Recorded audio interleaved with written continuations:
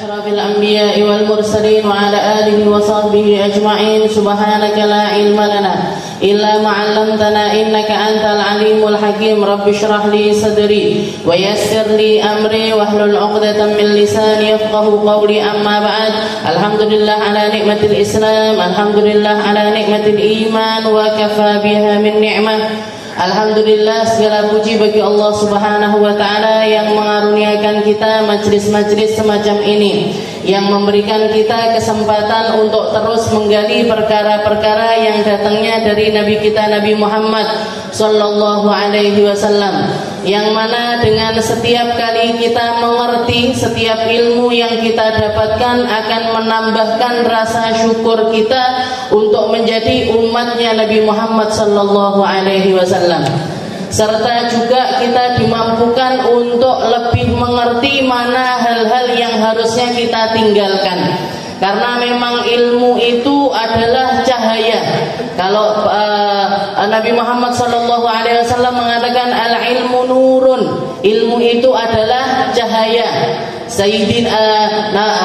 Al-Imam Asy-Syafi'i juga pernah mengatakan ketika dikasih tahu sama gurunya, fa innal ilma nurun wa nurullah la yuhda li'asin. Wahai Syafi'i, sesungguhnya ilmunya Allah Ta'ala itu adalah sebuah cahaya, dan cahayanya Allah Ta'ala enggak akan dititipkan di dalam hati seseorang yang pendosa. Tidak akan dititipkan di dalam hati yang gelap gulita, tidak akan dititipkan di dalam hati yang tidak ada cahaya yang lainnya di dalamnya. Oleh karena itu, ketika kita bermajlis, ketika kita duduk bersama-sama di tempat yang semacam ini, yang harus kita pastikan adalah keadaan hati kita. Irinya dihilangkan, bencinya dihilangkan, hal-hal yang buruk yang ada di dalam hati kita ini kita bersihkan. Biar apa? Biar ilmunya masuk, setelah itu membercahayai tempat tersebut, membercahayai, ngasih cahaya di dalam hati tersebut. Disitulah nanti ilmu akan keluar akarnya, disitulah ilmu nanti akan bisa dimanfaatkan. Banyak orang ngerti ilmu tapi nggak bisa ngamalkan, banyak orang paham tapi nggak dikasih kesempatan untuk melakukan perkara-perkara baik tersebut. Padahal salah satu doanya Nabi Muhammad, Allahumma inni a'udzubika min ilmin la yanfa'. Ya Allah, saya berlindung dari ilmu yang nggak bisa dimanfaatkan. Ilmu yang hanya cuman menjadi pengetahuan saja, nggak bisa membuat saya ini beramal lebih baik kepada Allah Subhanahu wa Ta'ala. Juga di dalam hal-hal yang semacam ini kan kita bahasnya ini kan tentang toharoh, tentang cebok, tentang wudu. Nanti kita akan masuk di dalam bab mandi. Sepertinya kan adalah seperti sesuatu yang sederhana sekali, dino-dino dilakoni. Gitu. Cebok sehari kita berapa kali cebok?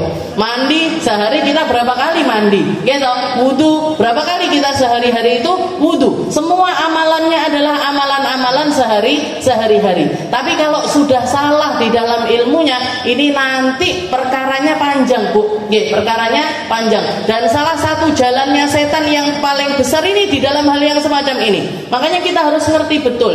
Ketika iblis pada akhirnya Allah Ta'ala memutuskan untuk mengusir iblis dari dalam surga, iblis mengatakan kepada Allah Ta'ala, wala amurannahum fala yughayyirunna khalqallah. Ya Allah, nanti aku akan bikin manusia ini, aku perintahkan mereka untuk merubah-rubah apa yang telah engkau berikan kepada mereka. Fala yughayyirunna khalqallah. Mereka akan merubah apa yang menjadi ciptaannya Allah. Jadi ini jalan utamanya setan.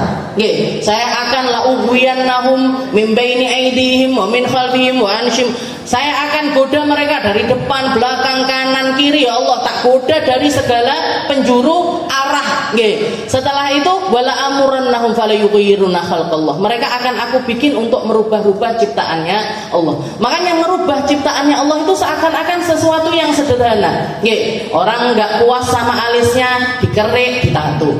Orang nggak puas sama bibirnya, nggak bisa dikerik tapi bibirnya. disulam bibir, gitu.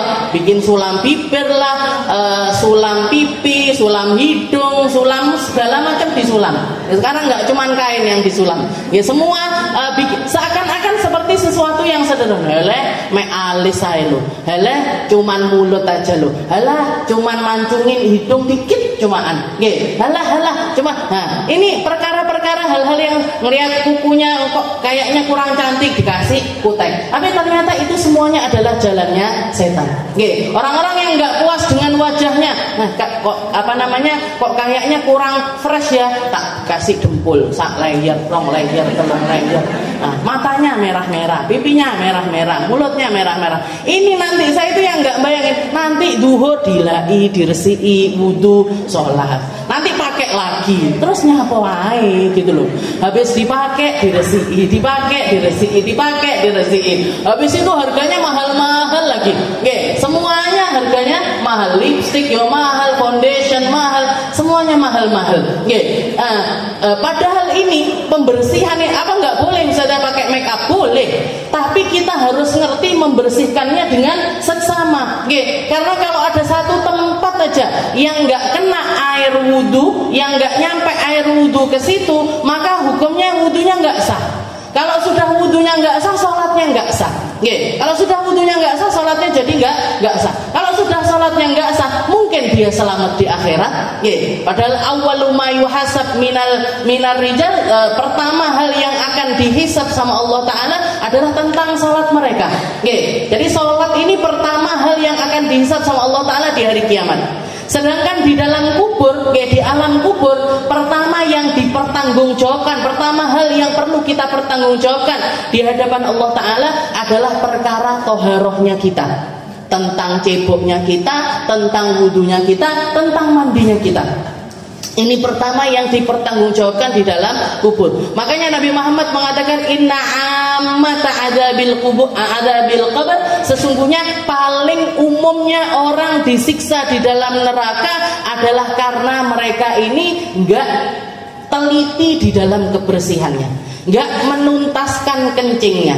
Enggak menuntaskan kencingnya. Kalau kencingnya enggak tuntas, dia enggak ngerasa, berdiri kencingnya keluar, akhirnya kena bajunya. Nggak ngerti kalau bajunya najis dipakai sholat. Nggak ngerti kalau istinjaknya nggak sah karena masih keluar lagi kencingnya. Nggak ngerti kalau wudunya nggak sah karena istinjaknya nggak sah. Akhirnya semuanya nggak karu-karuan. Makanya perkara-perkara yang semacam ini selalu kita bahas di awal karena menentukan semua yang akan terjadi ke depannya. Bab sholat, bab puasa, bab yang lainnya, kayak ilmu-ilmu keilmuan yang lainnya, itu punjerannya ada di dalam bab ini. Abah saya pernah cerita, ada beberapa orang kiai yang ketika mau berangkat, istilahnya jadi ketua rombongan orang-orang haji, ketika bikin manasik, orang haji itu kan mesti ada manasik 1, manasik 2, sampai manasik 70 kayaknya. Berkali-kali melakukan manasik. Ada satu kiai yang alim, ada satu kiai yang istilahnya ngerti tentang kondisinya masyarakat Indonesia. Katanya abah saya, beliau itu bikin manasik yang pertama kali diajarkan justru malah bukan bab haji, bukan bab umroh, tapi masalah toharoh. Caranya kencing, caranya wudu, caranya mandi. Katanya beliau, tapi kalau dipikir-pikir memang benar. Harusnya orang manasik haji itu yang pertama diajarkan adalah bab toharoh, karena begitu banyak orang haji tapi nggak ngerti tentang bab ini. Nggak ngerti tentang bab ini, kencing sembarangan karena toilet sulit. Hari haji itu kan hari-hari yang luar biasa. Bayangkan jutaan orang ngumpul di satu tempat dari seluruh penjuru dunia. Toiletnya terbatas, tempatnya terbatas, serba nggak enak, serba sesek, serba sulit. Air sulit, kamar mandi sulit. Nah, akhirnya banyak orang, alah anu aja lah, pipis di botol. Habis itu nggak cebok, nggak cebok pakai tisu ya enggak, cebok pakai air juga enggak. Langsung bablas wukuf lagi, langsung ke tenda. Ki salate piye? Ini salatnya gimana? Bahkan saya yang nemukan sendiri, orang-orang Indonesia itu banyak selesai umroh nih, orang Indonesia kan kebiasaannya kalau umroh haji pakai baju putih-putih. Padahal kain putih itu kan rentan rentan nerawang. Nggih, kain putih itu rentan nerawang. Jenengan lihat kalau orang pakai baju warna putih, itu rata-rata nggih wis ketok kabeh, nggih. Tali surganya kelihatan. Nggih. Jadi tali penopangnya kelihatan semuanya. Nggih, belum nanti kalau jilbabnya tipis, rambutnya kelihatan. Jadi saya ngelihat sendiri itu orang selesai sa'i, nggih, selesai sa'i berarti kan habis tawaf. Tawaf habis itu sa'i. Setelah sa'i kan kalau mau menghalalkan kan dipotong rambutnya, tahallul. Nggih. Ini ibu-ibu ini dengan pedenya, dengan enggak bersalahnya dicepot jilbabnya, habis itu dia potong rambut. Dikiranya potong rambut kayak di salon-salon gitu.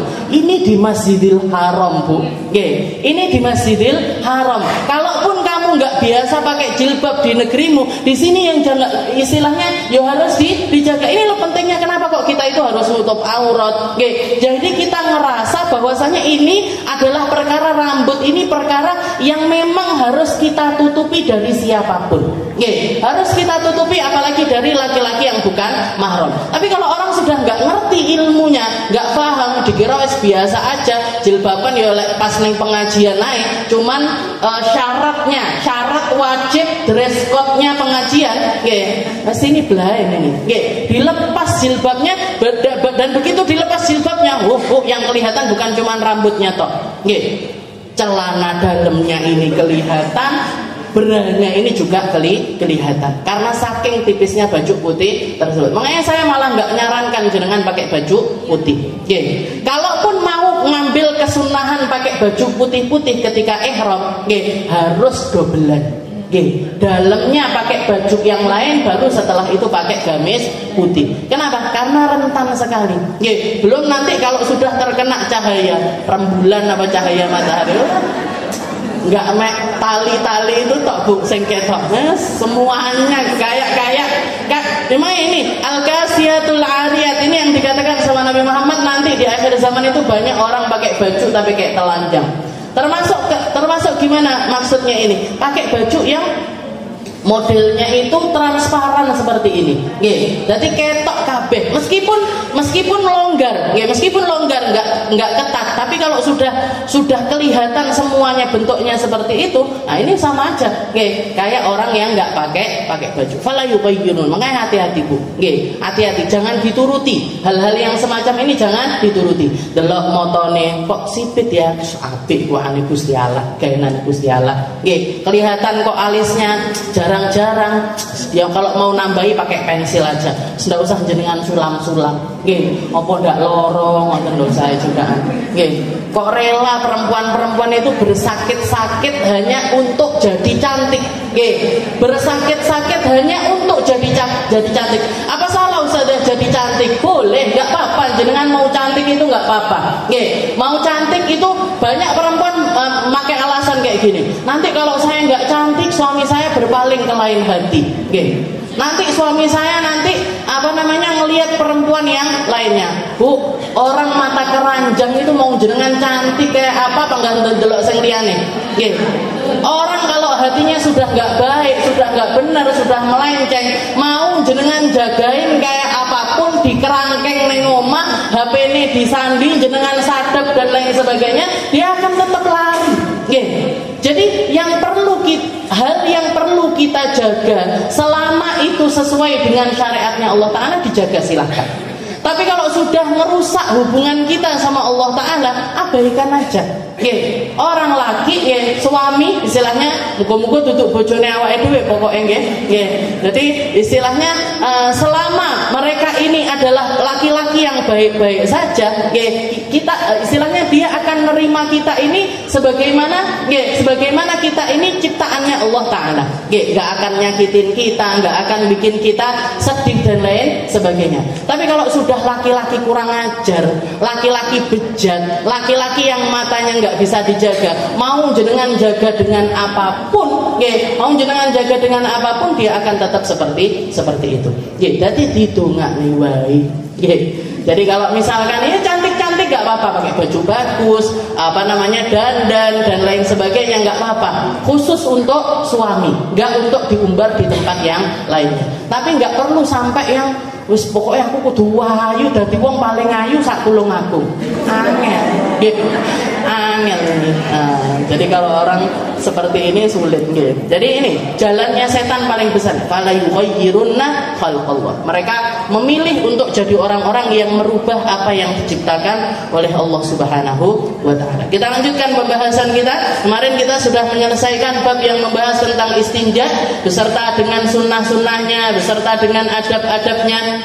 Setelah itu kita akan masuk ke dalam babul ghusl, bab yang membahas tentang mandi. Nggih, bab yang membahas tentang mandi. Ta'riful ghusl lughatan as-sailan wa syar'an ta'mimu jami'il badan bil ma' bi niyatin makhsusah. Nggih. Mandi itu secara bahasa adalah as-sailan, nggih, mengalirkan, nggih, mengalirkan. Atau juga para ulama juga mendefinisikan al-ghusl itu adalah itlaqut thaharah, nggih. Thaharah secara mutlak, nggih, thaharah secara mutlak. Karena kalau cebok yang kita bersihkan area tertentu. Kalau wudu yang kita bersihkan juga area tertentu. Tapi kalau mandi semua anggota badan kita kena. Nggih, kalau mandi seluruh anggota badan kita ini kena. Yang kelihatan ini semuanya wajib untuk dibasuh. Makanya para ulama mengatakan, ada yang mengatakan mandi itu secara bahasa adalah as-sailan, mengalirkan air. Tapi sebagian ulama mengatakan itlaqut thaharah. Nggih, thaharah secara mutlak. Karena bagiannya wudu juga dibasuh ketika mandi. Bagiannya cebok juga dibasuh ketika kita mandi. Itlaqut thaharah. Jadi secara mutlak thaharah. Nggih, wa syar'an nggih, tapi secara syariat yang dimaksud di dalam ilmu fikih menurut mazhabnya Imam Asy-Syafi'i, ta'mimu jami'il badan bil ma' bi niyatin makhsusah. Nggih, yang dimaksud dengan mandi ini adalah meratakan air ke seluruh badan, meratakan air ke seluruh badan dari ujung rambut sampai ujung kaki biniyatin makhsusah, dengan niat khusus. Kalau niatnya kita mandi wajib jadi mandi wajib. Kalau niatnya kita mandi sunnah jadi mandi sunnah. Kalau nggak pakai niat apa-apa, hukumnya jadi mandi mubah. Nggih, jadi mandi kebiasaan saja. Jadi ada kalanya mandi ini wajib, ada kalanya mandi ini mubah, ada kalanya mandi ini sunnah, ada kalanya mandi ini makruh bahkan haram. Nggih, ada mandi-mandi yang hukumnya juga adalah haram. Jadi secara syariat mandi itu meratakan air ke seluruh badan, semua tempat harus kena. Nggih, semua tempat harus kena. Berapa kali saja? Sekali. Yang wajib adalah 1 kali. Yang wajib pembasuhan air ke seluruh badan ini sekali. Makanya cukup misalkan jenengan mau mandi wajib, ngisi air di bathtub, setelah itu kungkum di situ, nawaitul ghusl. Ya Allah, saya niat mandi. Biur, langsung sebadan kena air semuanya. Gimana hukumnya? Sah mandinya. Jadi yang wajib adalah sekali basuhan. Walaupun dulunya, kalau jenengan baca kisahnya Nabi Muhammad ketika melakukan perjalanan Isra Mi'raj, Nabi Muhammad itu kan ketika turun dapat perintah dari Allah Ta'ala, sholat ini kan 50 kali waktu sholat. Tapi ketemu sama Nabi Musa, katanya Nabi Musa, wahai Muhammad, umatmu ini umat yang lemah, minta keringanan, jadi 45. Jadi 40, jadi 35, jadi 30, terus sampai tinggal 5 waktu sholat. Dari 50 kali waktu sholat jadi tinggal 5 kali waktu sholat.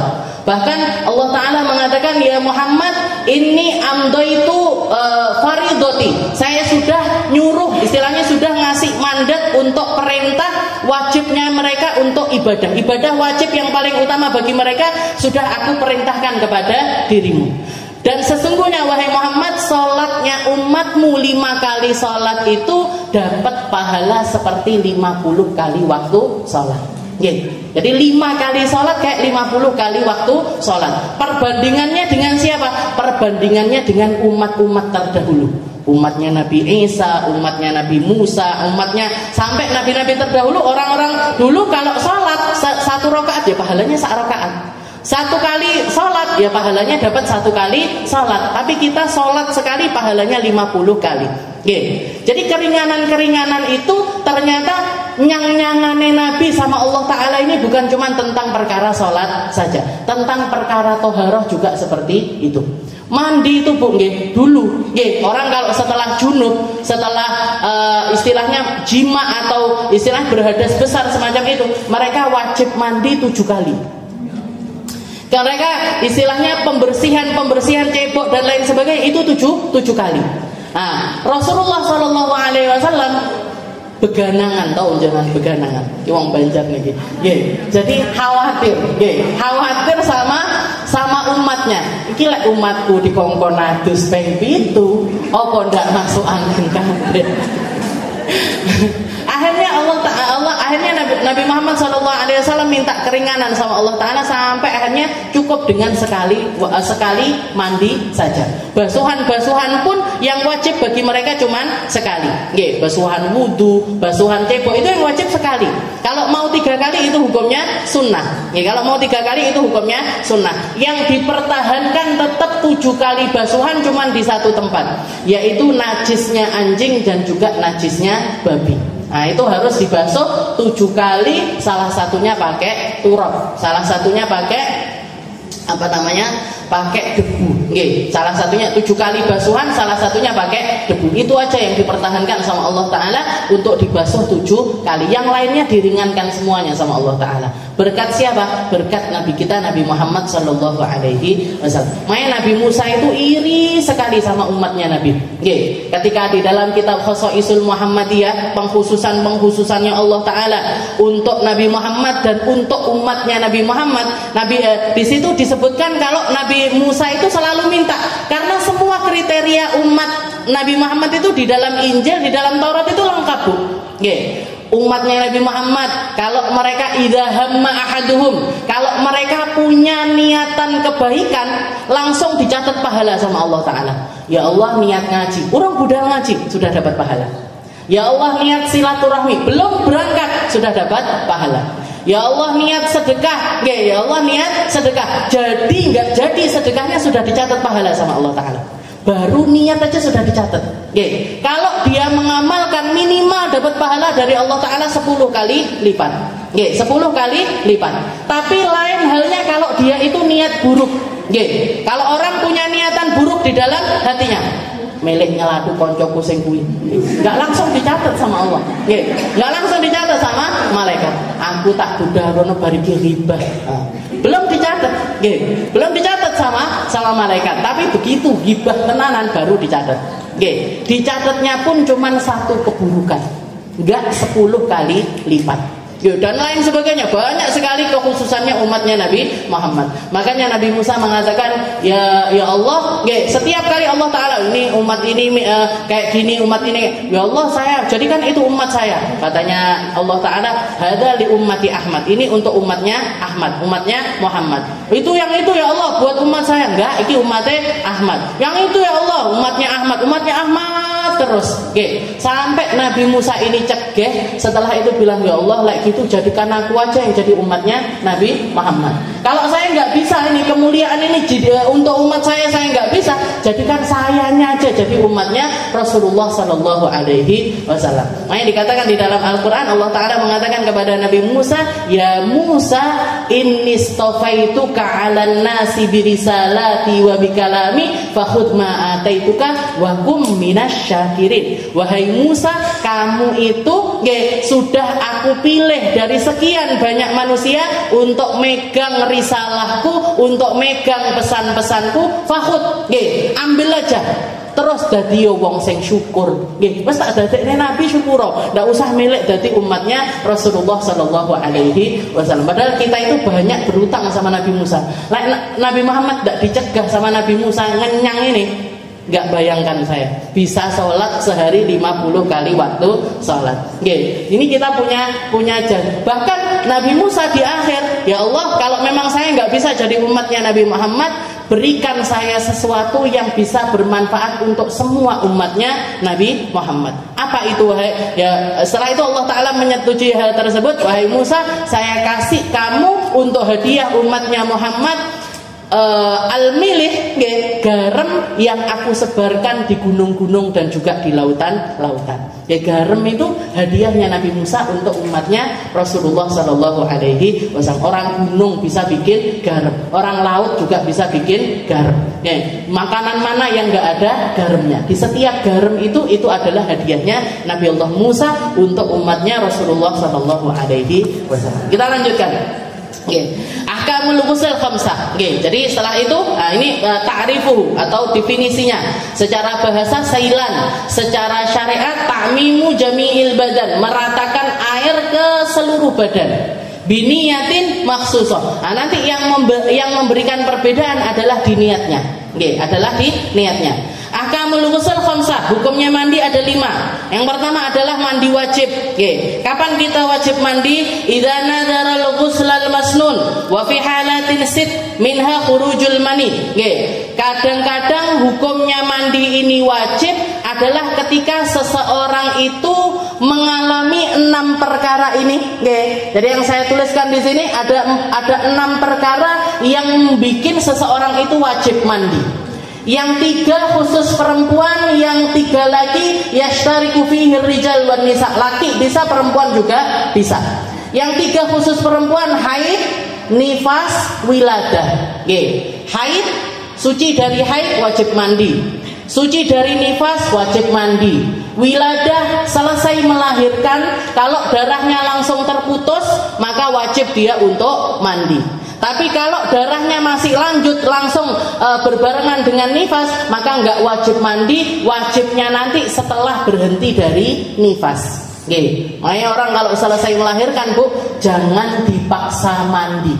Jangan dipaksa mandi. Banyak ibu-ibu zaman dulu kalau anaknya setelah melahirkan terus ndang adus, wajib mandi. Kalau selesai melahirkan itu wajib mandi. Padahal ini baru perjuangan antara hidup dan mati.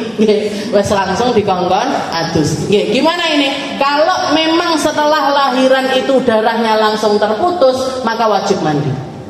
Langsung nggak ada darahnya, bersih, nggak ada darahnya, baru wajib mandi. Kenapa? Karena setelah mandi dia wajib untuk sholat.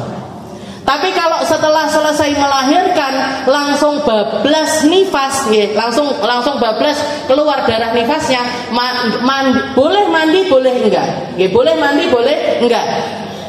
Tapi wajibnya mandi adalah setelah dia itu selesai dari nifasnya sekalian. Jadi begitu selesai dari nifas baru dia diwajibkan untuk mandi. Kalau enggak wajib mandi. Nah, ini yang 3 yang khusus untuk perempuan. Yang 3 laki bisa, perempuan bisa. Yang pertama adalah jima, atau berhubungan suami istri. Setelah itu yang kedua khurujul mani, keluarnya mani. Mau pakai hubungan badan ataupun nggak pakai hubungan badan maka juga wajib mandi. Dan yang terakhir adalah al-maut atau kematian. Orang mati wajib mandi, tapi nggak adus dewi. Lek adus dewe ngedeni bocah. Jadi wajibnya adalah dimandikan. 6 perkara ini yang menjadi kewajiban seseorang itu mandi. Ditambah lagi wajib, ada juga keadaan seseorang walaupun nggak dalam keadaan 6 ini tapi dia wajib mandi, yaitu idza nadara ghuslal masnun, kalau dia itu bernazar mandi wajib. Jadi dia bikin nazar, perjanjian sama diri sendiri untuk melaksanakan mandi sunnah. Jadi mandi sunnah dia jadikan menjadi sebuah kewajiban. Saya setiap hari Jumat kalau mau, ya Allah saya istilahnya misalkan ya kan, jangan sakit mata misalkan jangan sakit mata. Setelah itu nazar. Karena nazar ini termasuk salah satu ikhtiarnya seseorang di dalam perkara-perkara yang ingin dia inginkan, termasuk sakit. Ini juga dicontohkan sama keluarganya Sayyidina Ali dan juga Sayyidah Fatimah. Misalkan jenengan sakit mata, setelah itu minta sama Allah Ta'ala, ya Allah kalau mata saya sembuh, setiap kali mau ngaji di Rubat Aisyah hari Jumat, saya wajib mandi. Setelah itu benar-benar sembuh sakitnya. Ya, habis itu sakitnya sembuh. Maka gimana ini hukumnya? Maka kalau nggak ada omongan sampai kapannya, ya Allah saya akan mandi setiap hari Jumat ketika mau hadir majelis, selama setahun misalkan gitu. Kalau nggak ada omongan selama setahun, berarti selama-lamanya dia wajib mandi setiap hari Jumat. Kenapa? Karena mandi ini tadi menjadi sesuatu yang wajib karena dia nadarkan. Karena dinadarkan. Kalau nggak dinadarkan nggak wajib. Jangan datang ke sini kepet kan boleh, boleh aja. Nggak mandi juga nggak apa-apa. Tapi kalau sudah perkara sunnah dinadarkan, maka hukumnya menjadi sesuatu yang wajib. Itu yang pertama. Juga yang kedua, mandub kauslil jum'ah wal aidain. Ada juga hukumnya mandi, hukumnya adalah sunnah. Seperti apa? Seperti mandi hari Jumat. Untuk orang yang mau berangkat Jumatan, untuk seseorang yang melaksanakan sholat Jumat, mau laki mau perempuan, kalau dia ikut Jumatan maka mandinya itu hukumnya adalah sunnah. Walaupun di beberapa madhab menghukuminya wajib. Seperti madhabnya Imam Malik, mandi Jumat ini hukumnya wajib. Karena ngambil tekstual hadisnya Nabi yang mengatakan ghuslul jum'ah wajibun ala kulli muslim. Mandi Jumat itu wajib bagi setiap orang yang muslim. Jadi Imam Malik ngambil dohirnya perkataannya Nabi, Rasulullah mengatakan wajib. Tapi kalau menurutnya madhab Imam Syafi'i, wajibnya di sini bukan wajib yang memang benar-benar wajib yang kalau nggak dilakukan berdosa, enggak. Karena beberapa kali juga para sahabat itu ditemukan sholat Jumat tapi nggak mandi. Berarti nggak, dan tidak ditegur sama Nabi Muhammad. Berarti mandi wajib ini tidak sampai ke tingkatan wajib. Tapi Rasulullah memotivasinya dengan kalimat wajib. Jadi seperti mandi Jumat, mandi hari raya. Kalau mandi hari raya itu untuk semua orang. Semua orang mau haid mau nifas, sunnah untuk mandi hari raya karena hubungannya dengan mandi. Kalau hari Jumat itu hubungannya sama sholat. Kalau orang mau sholat Jumat, sunnah mandi. Kalau enggak berangkat sholat Jumat, karena perempuan kan enggak wajib Jumatan. Enggak wajib Jumatan. Sholat duhur sudah cukup. Tapi kalau misalkan saya pengen ikut Jumatan, gimana Ustaz? Enggak apa-apa, silahkan. Maka mandinya pun juga ikut menjadi sesuatu yang sunnah. Mandi dan banyak, mandi sunnah ini banyak sekali. Mandi mau kumpul-kumpul di dalam kebaikan, mandi setelah memandikan jenazah dan lain sebagainya. Nanti insya Allah kita bahas secara tafsir, secara mendetail. Setelah itu yang ketiga makruh, mandi hukumnya makruh. Kapan itu? Al-ghuslu bil inghimas lis-shaim.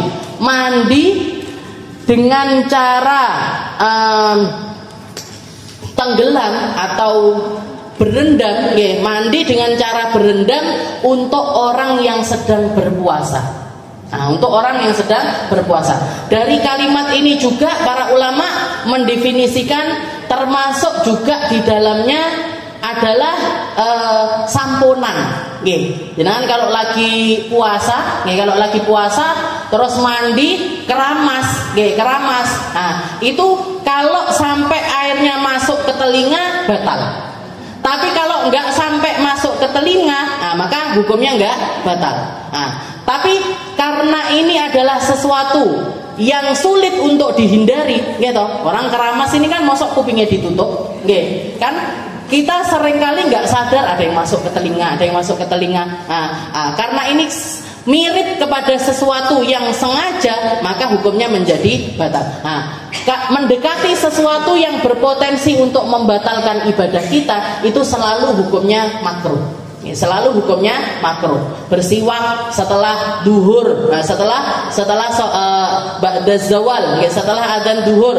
Itu ada sebagian ulama mengatakan boleh, ada sebagian lagi nggak boleh.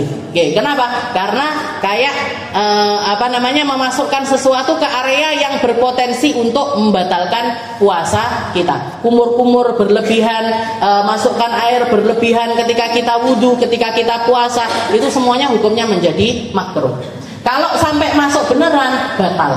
Tapi kalau nggak sampai masuk, kalau nggak, jadi jenengan kumur-kumur waktu puasa, tapi nggak sampai ketelen, berarti nggak batal. Tapi kalau nggak sengaja ketelen, batal, batal puasanya. Makruh al-ghusl bil iltimas lis-shaim. Dan yang kelima haram ma'as-sihah. Yang kelima adalah haram tapi sah. Nggih, hukum keempat nggih. 1 2 3. Oh, mubah nggih. Yang ke berapa tadi? Yang keempat, ada kalanya mandi hukumnya adalah mubah, nggih, boleh. Mubah itu tidak dapat pahala juga enggak dapat dosa. Idza kana lit tabarrud aw tandif bidun niat salihah, yaitu kalau kita mandi untuk ya biar seger-seger aja atau mandi rutinitas tanpa diniatkan dengan niatan yang baik. Kalau diniatkan dengan niat yang baik dapat pahala. Nggih. Jadi kayak jenengan ini tadi mau berangkat ngaji, mandi kan? Ya, mandi nomor betul. Mandi kan? Nah, ketika mandi itu kalau niat ya Allah, saya niat mandi untuk ngaji, sebagai penghormatan sama ilmu, sebagai penghormatan sama tempat yang baik, sebagai penghormatan kepada sesama muslim, maka dapat pahala. Oke, tapi kalau nggak diniatkan ya sudah, cuman jadi mandi rutinitas saja. Oke, jadi semua perkara yang mubah, semua perkara yang sifatnya itu kebiasaan, kalau diniatkan baik dapat pahala. Kalau nggak diniatkan apa-apa, ya nggak dapat apa-apa. Tidur, jangan tidur, ya enggak dapat apa-apa. Tapi kalau tidur niatnya nanti biar bisa bangun malam, nanti biar fresh badannya buat ibadah dan lain sebagainya, biar enggak ngantuk ngajinya, dapat pahala. Dapat pahala. Setelah itu yang kelima haram ma'as-sihah. Yang kelima haram tapi sah. Haram tapi sah, yaitu idza kana bima'in maghsub. Kalau mandi pakai air ghosab. Ingat nggih, ghosab. Ngambil atau minjem airnya orang tanpa izin, minjem, bukan nyuri loh, kalau nyuri itu namanya pencurian itu selalu haram. Ghosab juga masuknya ke haram, ghosab itu juga masuknya ke haram. Jadi air ghosab itu kayak gimana ya, kita minjem airnya orang dengan niat nanti mengembalikan air tersebut tapi tanpa izin dari orangnya, itu juga hukumnya haram. Kalau di luaran saya jarang ngelihat. Ini yang paling sering di pesantren ini. Dulu, tapi itu pun waktu zaman saya masih nampung. Kalau mau mandi itu harus nampung air dulu, Bu, kita. Nampung air, baknya penuh baru dipakai mandi, dipakai wudu. Nah, kadang-kadang yang sering kelupaan baknya nggak diisi. Sedelok enek banyu sak eneke dipakai. Nah, ini namanya ghosab. Kalau nggak izin sama orang yang punya air ini tadi, hukum wudu atau mandinya itu sah, sah, tapi haram, tapi dapat dosa. Dan yang terakhir ma'ada misyah idza kanat haidan bi niyati ta'abbud. Nah, yang terakhir haram dan tidak sah kapan itu? Kalau seseorang itu belum diperbolehkan mandi tapi dia mandi. Kayak orang haid mandi wajib, orang nifas mandi wajib. Orang nifas mandi wajib, orang haid mandi wajib. Gimana hukum mandinya? Haram, dapat dosa dia mandi dengan mandi itu tadi. Setelah itu mandinya juga enggak sah. Mandinya itu enggak sah. Makanya sering saya wanti-wanti jenengan kalau suci dari haid itu harus benar-benar memastikan darahnya ini berhenti. Ambil kapas, atau 2 tisu, 1 dimasukkan sedikit ke kemaluan, setelah itu diludahi. Oh, kalau sudah putih baru silahkan mandi. Karena kalau masih ada warnanya kuning kah, keruh kah, apalagi masih coklat-coklat, jangan diremehkan. Ini berarti kita masih dalam keadaan haid. Kalau kita masih dalam keadaan haid, mandi besarnya ini haram.